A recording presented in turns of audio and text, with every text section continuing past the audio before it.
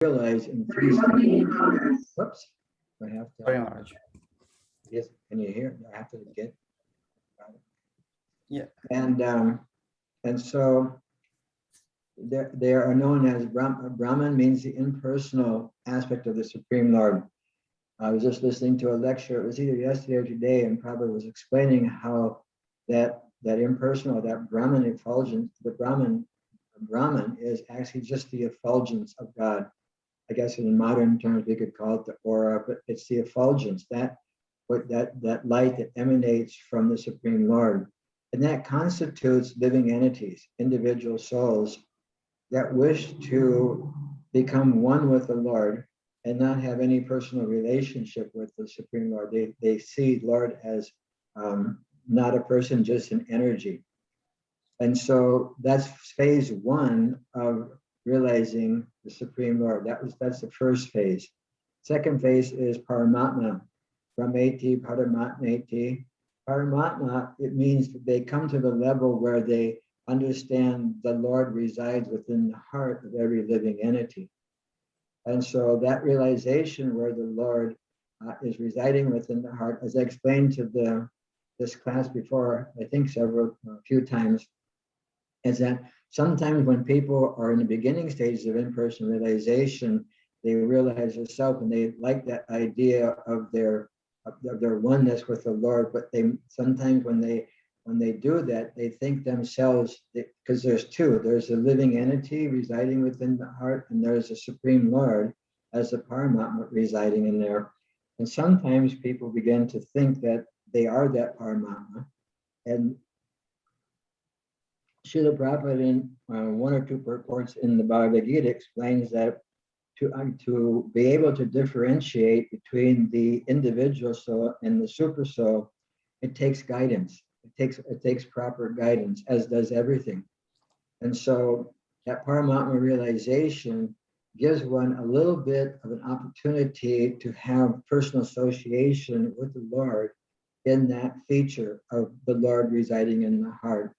And then in the next one, Brahmeti, Paramatmeti, Bhagavan, Iptasavyate, that Bhagavan, Bhaga means all opulences, strength, wealth, knowledge, beauty, fame, and renunciation. And the Supreme Bhaga, those six opulence, Ban means one who possesses those six opulences in full, in 100%. He possesses those different opulences.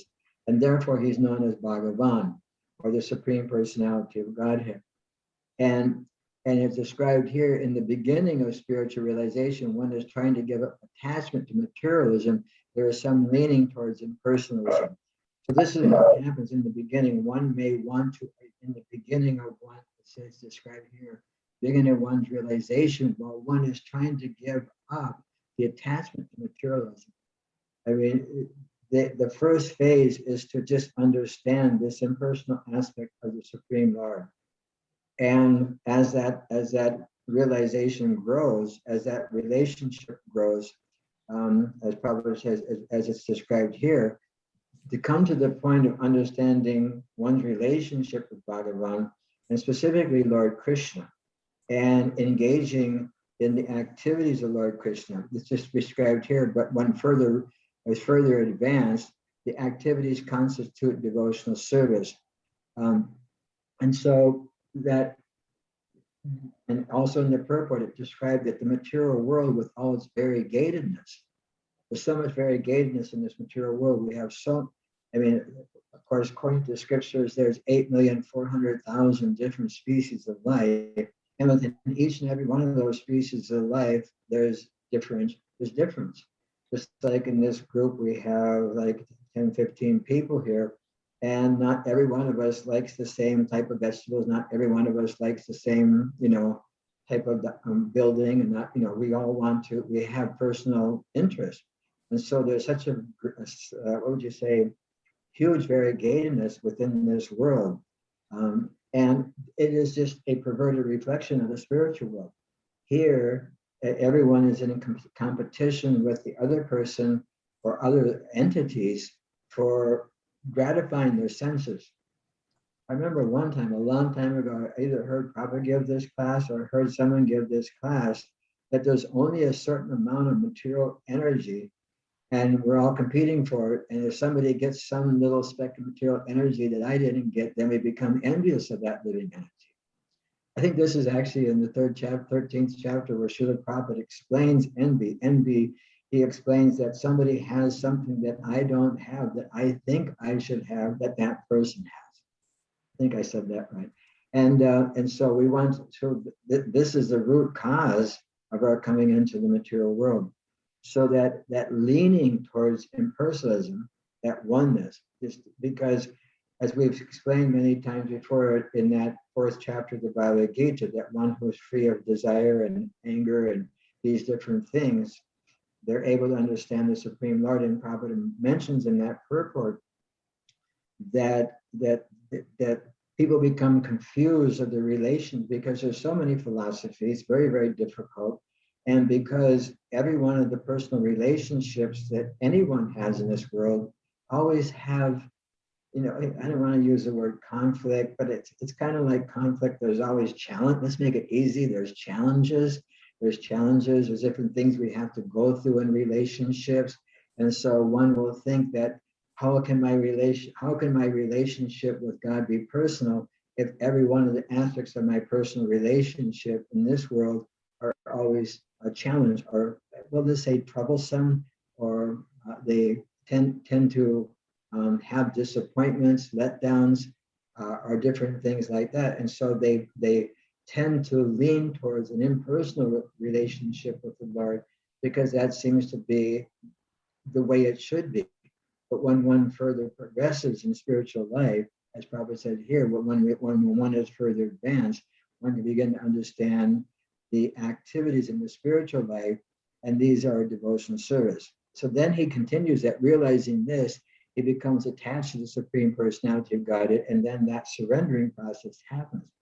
Once we advance in spiritual life, and this verse, the thing that stood out, and I'll just bring out the first point I was going to bring in answer to Ananteshwar's question, is that the living entities, while executing devotional service or transcendental rituals, after many, many births, may actually become situated in transcendental pure knowledge that the Supreme Personality of Godhead is the ultimate goal of spiritual realization. This is something that happens over multiple lifetimes. I mean, Prabhupada said you can become Krishna conscious in a snap of in a moment, but generally we have to go through the procedure. Sometimes people get honorary degrees for doing something spectacular, but generally anyone who wants to get an education has to go from kindergarten or first grade, or primary school, middle school, high school, college, whatever, and in order to do that. And so there's a process, and it takes lifetimes. It actually takes lifetimes. And to come to this point, it may seem unusual, just like for me, I don't really have any desire to just merge into a light. I mean, that's never come across my thought, although sometimes you wish that there was less stress in the material world and you could just merge into something. But the idea is just to forever to just be like some glowing entity without any reciprocation with anything seems to be it's a little boring to me. And so that's just the preliminary thing. And as we advance in Krishna consciousness, because Neha Vikarmanasta Steve Patravaya and the vegetated, that a little advancement on this path protects one from the most dangerous type of fear. And there's no loss or diminution in this process of devotional activities. So whatever we gain in any lifetime, that accumulates lifetime after lifetime after lifetime. And so in our previous life, if we were 18% God conscious, we begin at 18% in this lifetime. And that may have been understanding the Brahma Jyoti, the Brahman effulgence. May have been understanding the Paramatma, may have been understanding the preliminary understanding of the Supreme Lord. And it just continues to grow lifetime after lifetime until one comes to the point, as the end of the purport says here, that such universal vision of Vasudev precipitates one's full surrender. So once we can understand that there is a variegated, what would you say, variegated activities, loving experiences that have such depth. When we read about these things, we understand the depth of the relationship that we can have with Krishna. At that point, it really precipitates us to really go for it, and try to fully surrender to the Supreme Lord. And as Prabhupada says here, which is the highest goal. So many people have so many goals for so many different things, or so many wishes, so many wishes.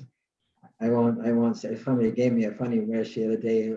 He's a young man in his 40s, but he comes from a what would you say, ethnic background where they don't have beards. And he says, "Man, I wish I could just grow a beard like all my friends." And I told him, if you're going to wish for something, just wish to be Krishna conscious. don't wish that you have to shave every single day of your life. And so when we come to this point, we fully surrender.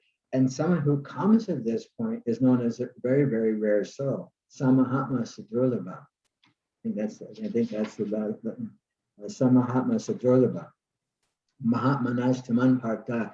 These great souls, they perpetually worship me. And Prabhupada says that this word Mahatma, it cannot be achieved by just simply rubber stamping an ordinary person. Mahatma, of course, they have Mahatma Gandhi. He was considered a Mahatma, a great soul that helped through, what would you say, liberate or get independence for India. But probably would say you cannot rubber stamp a true Mahatma. True Mahatma means one who actually is this person who fully understands their relationship with the Supreme Personality of Godhead. And so that's just a little summary. And these three aspects, the Brahman aspect, the Paramatma aspect, and the Bhagavan aspect, are given in relationship to the sun. Just like, right now there's a little sunshine coming in here. So I have a relationship with the sunshine. If I go to the sun planet, I can have a relationship with the planet. And if I get into the inner workings of the sun, understanding the sun god, because every single, there's Prabhupada said Sarvakata, that there's living entities everywhere. So they actually exist in the sun. They just have bodies that are made out of fire. Just like we can't live underneath the water because of course our bodies are so much water, but they depend on oxygen. And so we don't have the gills. We can't live in the water, but there are entities that can live in the water. And there are entities that can live in air. There are living entities that can live in fire. They just have to have the appropriate body. And so, to understand the sunshine is just a preliminary understanding of the sun. To understand the surface of the sun is a secondary, and to go into the, what would you say, inner affairs, I think is how Prabhupada would relate it, describe it. That's a higher level of understanding of the sun. But that's just a basic understanding, kind of a long answer, but basic understanding that when it says in the beginning of spiritualization, it's not like every single person that comes in contact with Krishna consciousness, like their first, for a few years, they're going to see the Brahma Jyoti. The second 10 years, they're going to see the Paramatma, and then the final 10 years, all of a sudden, Krishna is going to start dancing, playing this flute and playing with the cowherd. That's not what it means. That's not what it means. Thank you, Maharaj. Any other thoughts or contributions to this first paragraph? I like the fact that we got many, many lifetimes to do it. Go ahead. Maharaj, I have a question. Can I ask now? Yeah. Maharaj, what about people who think that Paramatma is the highest? I mean, what is their destiny if they just stay at that level that they think Paramatma is the highest? As we surrender, just like those who worship the demigods go to the demigods, those who worship, this, they go to that, so there are Paramatma, there is Paramatma worshippers are basically Vishnu worshippers, according to my understanding. And then Peshwar, I mean, my understanding is that they're basically worshiping Vishnu, the all-pervading. And so exact. I mean, Paramatma, I don't know that it's an aspect that's divided into it's Shirodakshaya Vishnu that is a manifestation in the material world, and every single incarnation comes through that.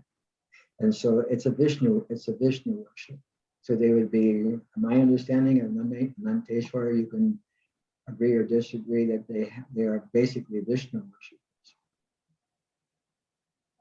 Yeah. But they can go further. Once they come to that, you can go further from that. Yes, Maharaj. Yeah, thank you very much.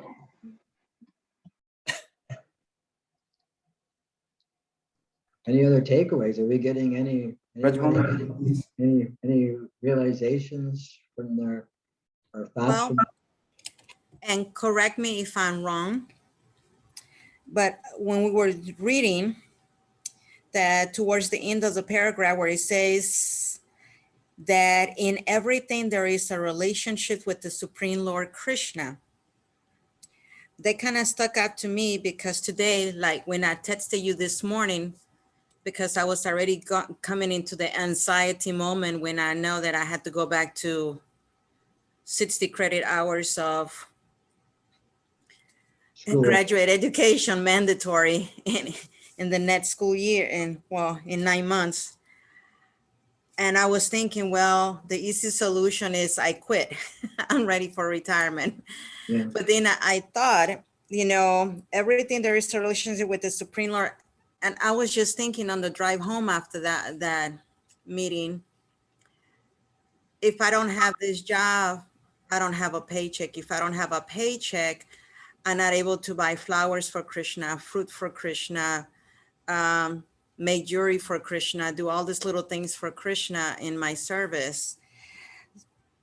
Is that where it says, is that a realization that everything there is a relationship with the Supreme Lord Krishna? Will that be an example of that?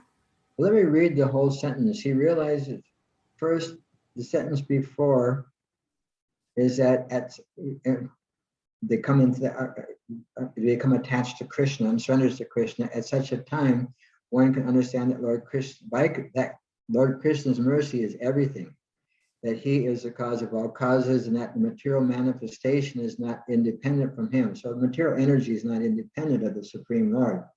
That material energy is coming from God. It's a divine energy, although it's an inferior energy. He realizes that the material world is a perverted reflection of the spiritual variegatedness. The material world is a perverted reflection of material variegatedness. And he realizes that everything there is, that in everything there is a relationship with the Supreme Lord Krishna. So, I mean, sure, Krishna is involved in your life, but what this one means is that anything that we see in this material manifestation, we can understand when we see trees, when we see flowers, when we see, somebody's ability, or any ability that one has to do anything that is coming from Krishna. I think we discussed this before. Even our hearing ability is coming from Krishna, because Krishna gives us the ear that allows the ether to enter so that we can hear. Otherwise, without Krishna, without the particular facility that we have, we can't hear. So Krishna is Krishna, and that everything.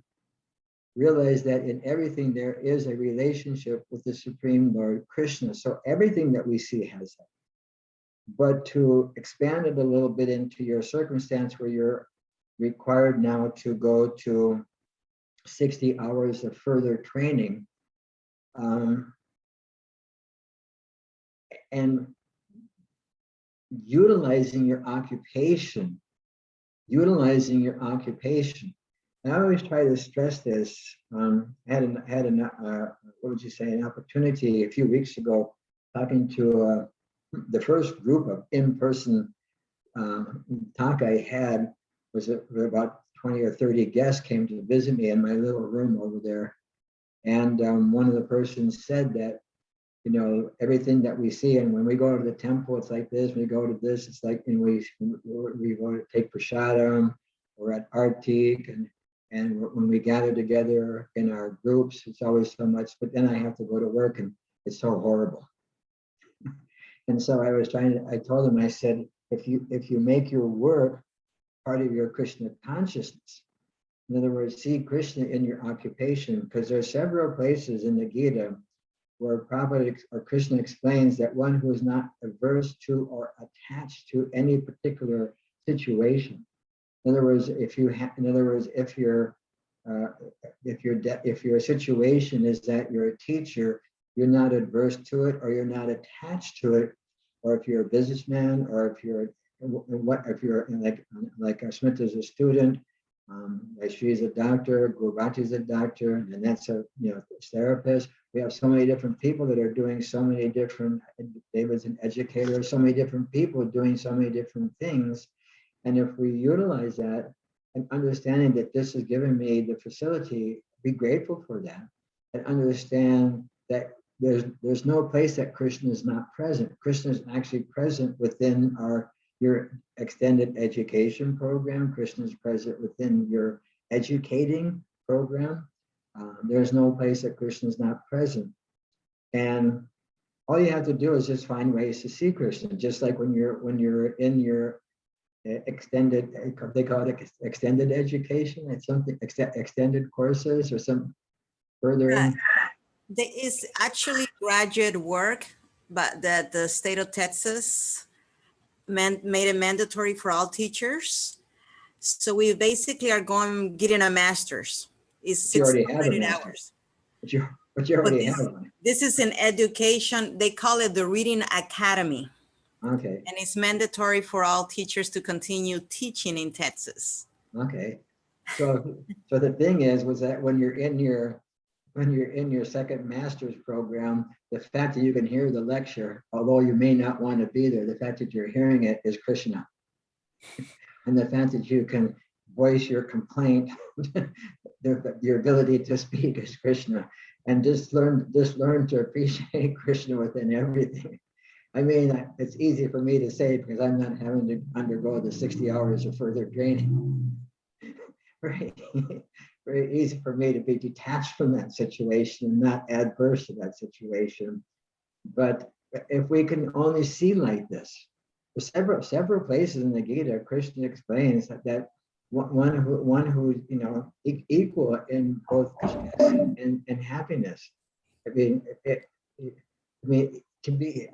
very when certain just say if they gave you an honorary degree, you'd be very, very happy, and you'd have to be tolerant of that happiness, in as much as you have to be tolerant of the, what you may consider to be the fruitless need for me to undergo another reading course to teach reading to whatever first, second, third graders, whatever it is that you teach, so these things everything can be dovetailed for Krishna. It just takes us training and that tolerance. And I like the verse after that 14th verse where it says we did all we could. Summer and one has to tolerate happiness and distress, just like the moving of the winter and summer seasons. We can't change the moving of the summer and winter seasons, and they're due to sense perception, just like this experience you're having is due to your sense perception, and all we can do is tolerate. And the next verse says that one who can tolerate these things become eligible for liberation. I mean, there's a benefit for tolerating. Rather than being intolerant. It doesn't say anyone who's intolerant of things. In fact, there's several places in the Gita, like in the 13th chapter, there's several places where it describes that tolerance is necessary. And if one wants to share Krishna consciousness, we won't use the preach word. If someone wants to share Krishna consciousness with others, Srila Prabhupada wrote His Holiness Satsvarupa as a letter that unless you're tolerant, you won't be able to spread Krishna consciousness. You won't be able to share this knowledge of Krishna consciousness if you're not tolerant, because there's so many challenges.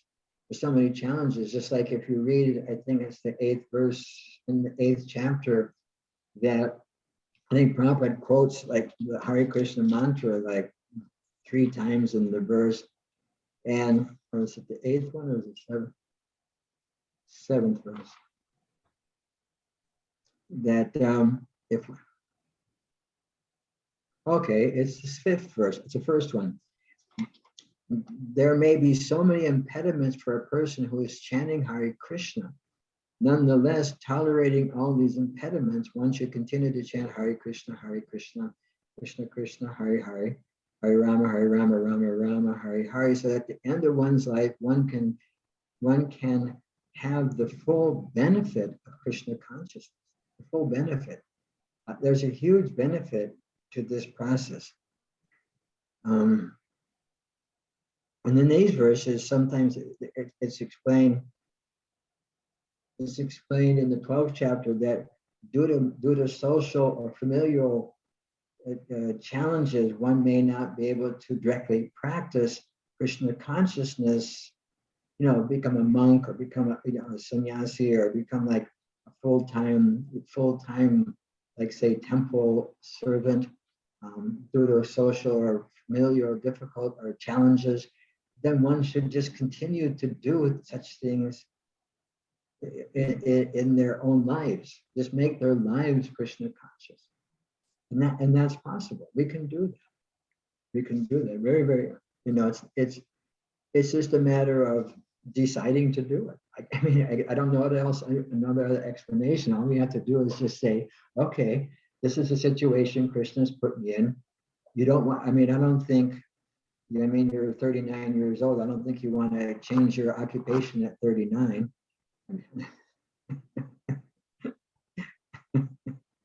I know she's actually, I know she's actually 41. So, and it's not the time of life for you to start, deciding to become an IT person or something like that. That would probably be maybe, more stressful than having to take 60 extending credits.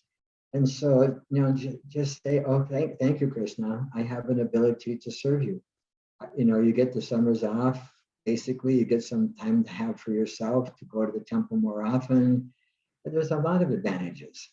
And you'll get a retirement program so that when you do retire, you get your 6 months in India and you get your 6 months with your daughter and her family. I mean, Krishna's given you a wonderful situation. So see the wonderfulness of it. There's a silver lining. Thank you, Maharaj. And I will let Kumari know about your instructions. 6 months here, 6 months in India. Well, I just said that I'm just paraphrasing you. So, if you're having a discussion group, if there's a family, what do they call intervention happening, that, I'm participating in unknowingly, that's not fair. You work that out with your daughter and her fiance and whatever develops from that.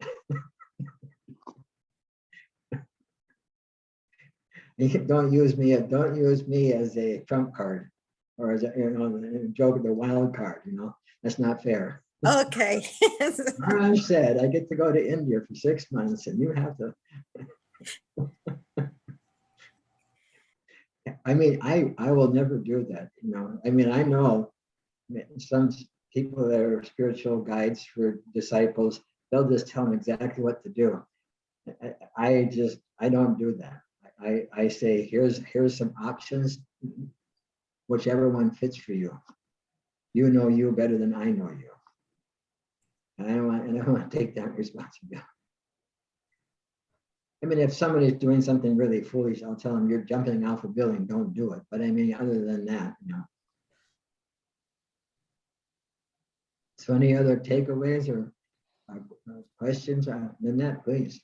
I have just two things, one comment and another. I wasn't quite clear of the third aspect of the Bhagavan. Could you just explain that briefly again? I got the first two, and I kind of get the first two and the first two levels, but the third one, would you just explain that again? Yeah, Bhaga means opulence. Ban means one who possesses. So there's 6 opulences: strength, beauty, knowledge, wealth, fame, renunciation. And so one who possesses those is known as Bhagavan. Okay. And in Krishna, there's different aspects of Bhagavan. Someone even like sometimes Narada Muni, who is a Vaishnava, who's just a, can't say regular devotee, he's a Hare Krishna individual soul, but sometimes he's known as Narada, Bhagavan Narada, Okay. just because he has some spiritual credits and stuff like that. But the word Bhagavan is specifically meant for the Supreme Personality of Godhead, and Krishna has that. Bhagavan, all the aspects of Krishna, the Vishnu expansions, the Leela expansions like Nrsinga, Varaha, all these. Nrsinga is the half man, half lion. Varaha is the boar incarnation, Matsya. They all have all the potency of Krishna, but Krishna has special things about him, and those, but they all have the same power.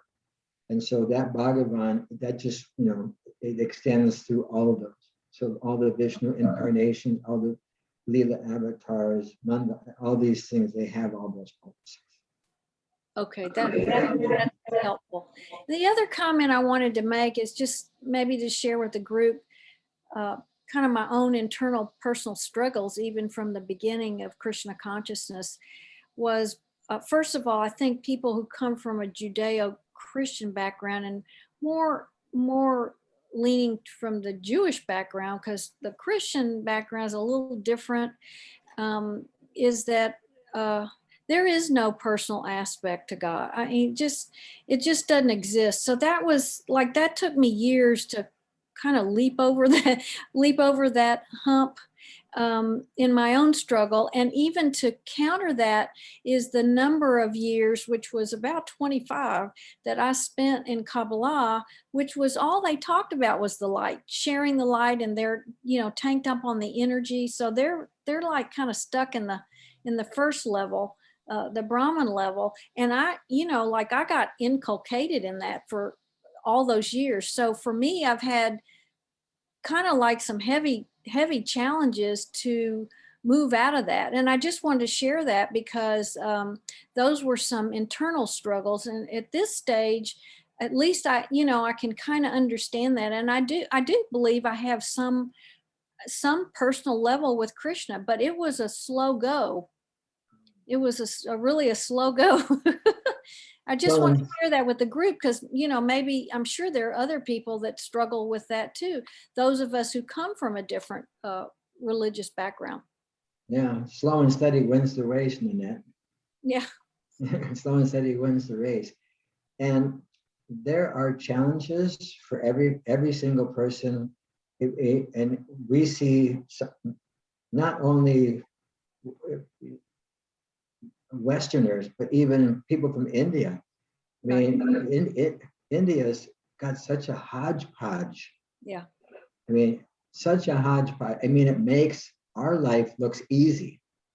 I mean, our having to understand that there's a personal God, and that there's Paramatma living in our heart and stuff like that.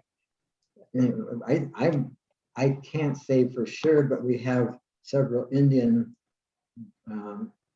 born or generation people. Of course, the ones that were born in America and had say like secular Hindus or something like that didn't have much of a difficulty, but I can imagine, I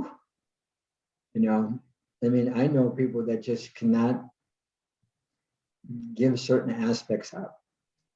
I mean, if you go into my room, there's no cross, there's no Star of David, you know what I mean? But if you go into any Indian person's home, there's a Ganesh over the doorstep, there's Shiva in the corner, there's all kinds of remnants, and it's like they don't give those up. Of course, what we do learn is that there's certain aspects, just like Shiva is like the topmost Vaishnava, and he proclaims himself to be a servant of Krishna, and Ganesh is meant to remove the obstacles for devotees' devotional service. Although those of us who come from the Western Ganesh is like the treasure of the demigods, and Shiva's partial. He's like in a category of his own. Krishna's like milk, and Shiva's like yogurt. Yogurt is only milk, but it's touched by the mode. Lord Shiva has to deal with the mode of ignorance, so there's a little separation there. And so, but for us, we just use Lord Nrsingadev, because Lord Nrsingadev also removes obstacles. And so we had a wonderful conversation today at our bi-monthly meal. I made a funny joke. I said I eat raw vegetables bi-monthly on Ekadasi. We have a group. We have. So we were talking. We've been dealing with our what would you say? Watching different podcasts and things on trauma, and how trauma, it's not genetically transmitted, but it's generationally transmitted from one family, from our ancestors. And we were having a nice discussion on that. And so each and every one of us has, generational trauma, generational baggage, whatever you want to call it. And each and every one of us is meant to be supported by spiritual practices that will enhance our ability to overcome those identifications. There was a wonderful lecture where it's like, who's crazy? It's from New York, 1966, because people started saying Hare Krishnas were crazy. So he said, who's crazy? And so I said, and it's in 26 Second Avenue, that little building, which was packed with the intelligentsia, of the Lower East Side at that time. And Prabhupada says, who here cannot say they don't have a designation? I'm American, I'm American, I'm Black, I'm white, I'm male, I'm female, I'm independent, I'm Republican, I'm Democrat, I'm, Green Party, I'm liberal, I'm conservative. But we place all these identities on ourselves. But what is the identity of the soul? And if you go up to the ordinary person and say, "Who are you?" You can say, "I'm American," or whatever. And you get deeply into it. You can go into your family history. You can go into so many different things. But this is a sign that these are the they're called the narthas, because one of my friends came over and said he did we have a thing called Folio, which is all Prabhupada's books on the computer. And you can search any word, any word, and it'll tell you how many times Prabhupada said it, where he said it, which book it's in, what context it's in. So one of my friends, he did his friend did a search for the word trauma. Prabhupada didn't say trauma one time. He didn't say trauma one time, but there's a lot of things that are, he did say anarthas, unwanted things. Anartha, unwanted things, those things which are holding us back, like reaction. Just like the body that we possess right now is simply a reaction to our previous actions and desires. See, our actions give us a particular status in our desires. Just like, for example, I really want to be the queen. So maybe I'm not going to get to be the queen of England, but I'll be the queen of an anthill. So that there's desire and there's our credit. It's like I may want a car. So say the other day I was going to this shopping area, and this loud noise came by me, and I looked out the window, and it was a Lamborghini. Lamborghini is like this sports car, and the guy was only going like 6 or 7 miles an hour, but he had it in first gear. Because his false ego had to be like he's in a real powerful car, so he's got to show it when he's only going 5 miles an hour. But so say, for example, I want a car, and I think I really like to get a Lamborghini. Although I've sat in one before, they're not very comfortable. I'd rather have one of these cushy lazy boy seat cars. And so, say I have a desire to have a car, and say I have a desire to have a Lamborghini, and I go to the bank to get the loan, and they say, I'm sorry, Maharaj, you can get, not to degrade any car, you can get a Toyota Camry or something. You can get a Toyota, whatever car they have, 4Runner or something. So our desire and our credit rating will give us. I may be desire. I want to read the king of the country. So I'll take birth as the king of the jungle, the lion, or whatever the king. I mean, that's what we've been told. The lion is the king of the jungle. And so by our credit and by our desire, this is a custom-made car. It's a custom-made machine. Specifically, and it has that trauma, it has that those anarthas built in. We were watching one very good, what was his name? Dr. Gabriel Mate, or whatever his Dr. Mate.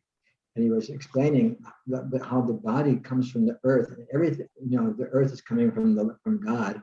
And so the earth, develops our body. So anything that's destined to come into us, comes into us by the grace of God through the material energy. Something we'll get into these verses later on. Like material energy is that which gives us our body, but it's our desire that gives us a particular type of body. So material energy: earth, water, fire, air, ether, mind, intelligence, false ego. Of course, the subtle ones, they follow us, but the gross ones, they are. What do they call that? What is that? Matter. Earth. You put it into a brick. Pretty soon that brick crumbles and becomes earth again. Conservation of matter. I can't remember what word they use for that. And so whatever is there. So we're just built from these things. And it's described in the Bhagavatam that the soul is placed into a particular family according to their karma. And you're going to have a family that may neglect you or may love you. You may have a family that may be rich. You may have a family that may be poor. You may have a family that lavishes you with all kinds of like gifts, but doesn't give you true love. I mean, there's so many different aspects to it. And that's our lot. And so now it's our duty to work through those things. And one of the ways, there's different modalities, and we can utilize those. We can utilize anything in the service of Krishna to understand ourselves, but we don't want to overload ourselves. I'll use an example. Lamentation is purification, but too much lamentation is a sign of ignorance. They relate it to being a Sudra. Sudra means like a laboring class, which we're non-judgmental, because our philosophy says it doesn't matter. Whatever nature you have, you utilize that in the service of Krishna and you attain perfection. And so we utilize these things. And so whatever works for us, whatever process of devotional service works for us, we can embrace. And we can rid ourselves of the anarthas. We can rid ourselves of these things which have been built up, over generations and generations. I mean, we're just like composed of all kinds of weird stuff. We really get that one. I don't want to say that everybody here is weird, but I can say I am. I know my. Thank you, Nanette. That was very good. Thank you, Maharaj. Actually, that's one thing I do in my work is that many therapists don't do, the work I do. And I was studying a lot of the Leelas of Krishna while I was in Kabbalah, which complicated things a bit for me. But our work really is to go back to the layers and layers of cultural, generational levels. I mean, that's really one of the things I do. And we don't necessarily call it all trauma, but I really get to see that, Yeah. that's you nice. know, and we don't know that some of our symptoms are really related to that, but they are, and they do pass down in at the level of consciousness, even back to the Garden of Eden, you know, I mean, Yeah. so what you speak about is something I do almost with everybody, Yeah. almost with Well, everybody.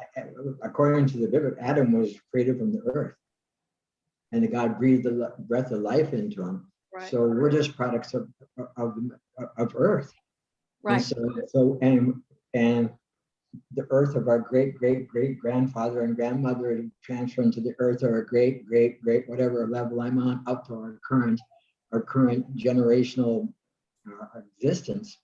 And we just have to own it. And we have such an opportunity now to work through that. We have such an opportunity. To come to this point is a wonderful position. And even if we're not successful, even if we don't go back to Godhead, we've progressed so far that in the next lifetime, we're going to be in the same type of association, that we're in this lifetime. We're going to be in the association of spiritually minded people that want to progress their spiritual lives. And at the same time, utilize, just like I was reading, it was amazing. It's amazing how Prabhupada books are. I had a young man that was saying to me that he's like 17 and he says, I'm going to go to college. I'm going to understand business. I'm just going to be an entrepreneur. That's what I have to do. Parents are just demanding that he becomes an engineer or he becomes like an IT person or something like that. And he says, I just can't do that, And so the next day I read a purport where Prabhupada said, if someone wants to be an entrepreneur, but be it for Krishna. yeah. So I'm going to send that to his parents.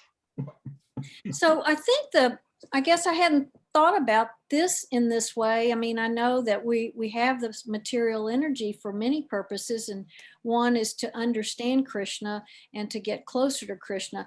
But, I really hadn't thought about it in this way, that also the beauty of the material energy is that we really get to work on ourselves. We really get to work on the karma. human We form, get to really, especially the human yeah, I mean, I form. never really thought about the material energy as being useful for that. So thank you for bringing that to mind.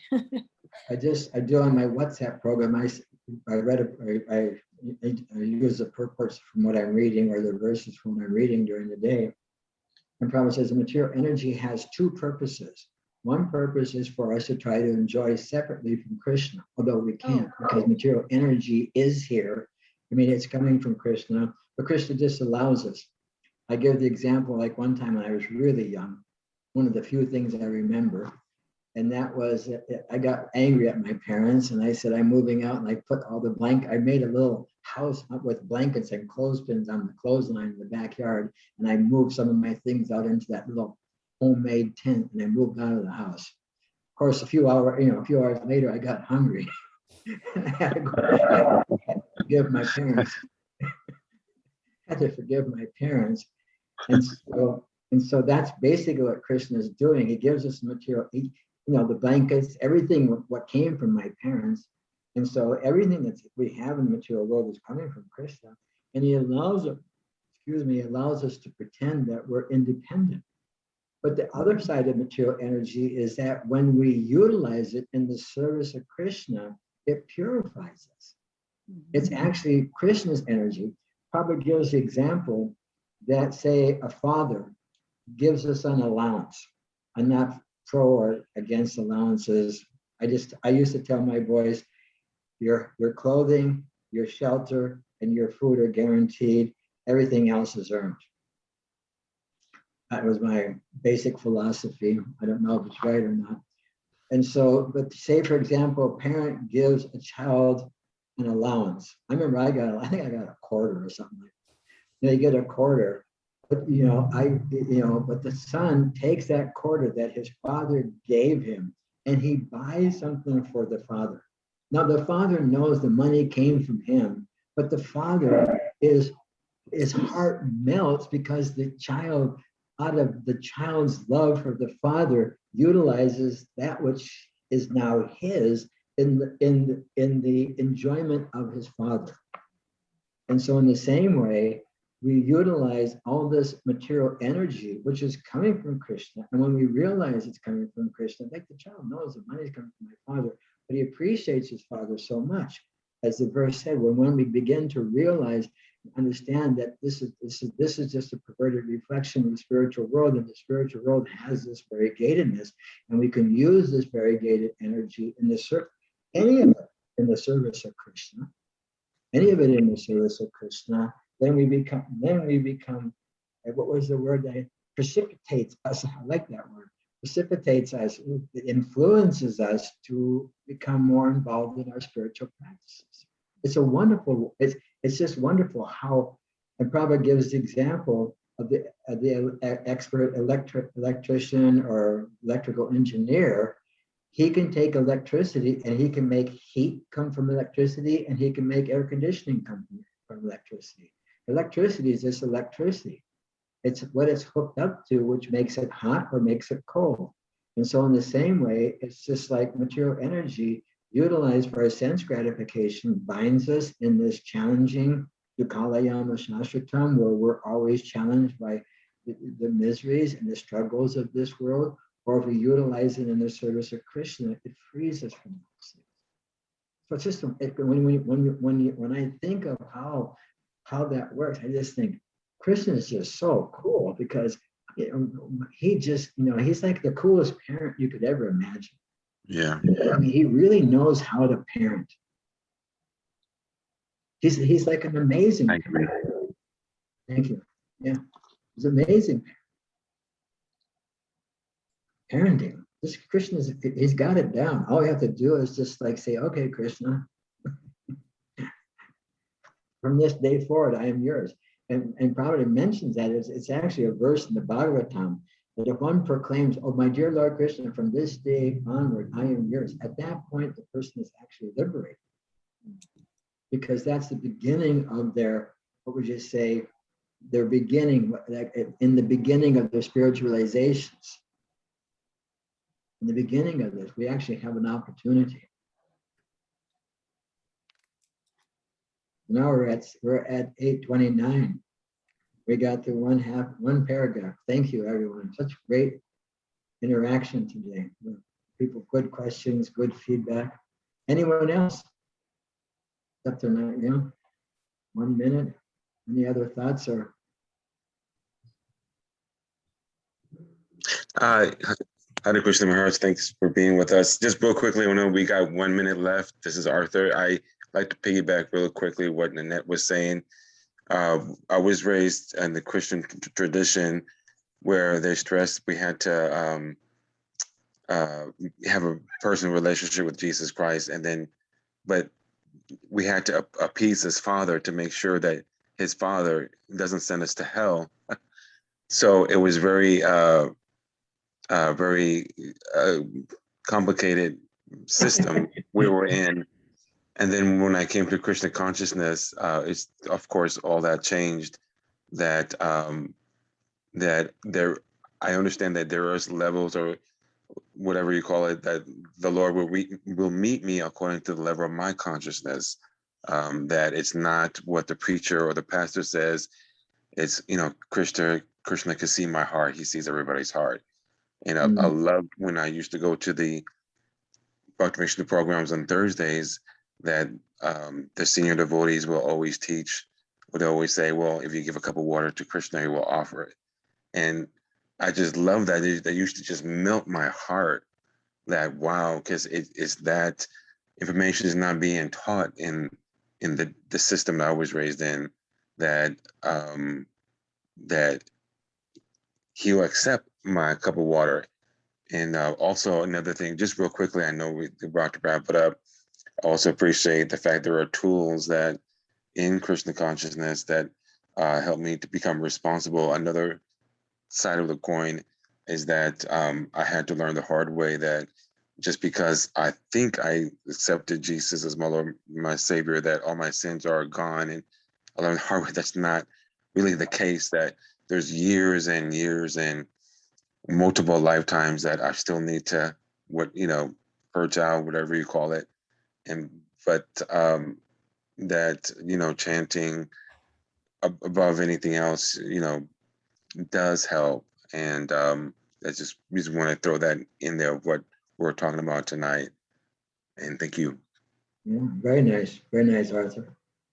Krishna will take that cup of water. Prabhupada says that anyone in any place in the world can get a glass of water, a leaf, a flower, anything. So, but it's the love. Just offer with love. Krishna accepts it. Krishna even accepted a banana peel one time that was given to him out of love, and he ate it, because there was so much devotion. The person was in so much ecstasy, he mistakenly gave the banana peel. That's so awesome. We can get into that. Don't offer. So thank you all. Ananteshwar. Thank you very much, Maharaj. Thank you. Thank you all for Thank you, attending. Maharaj. Thank you. Again next week. A very touching class.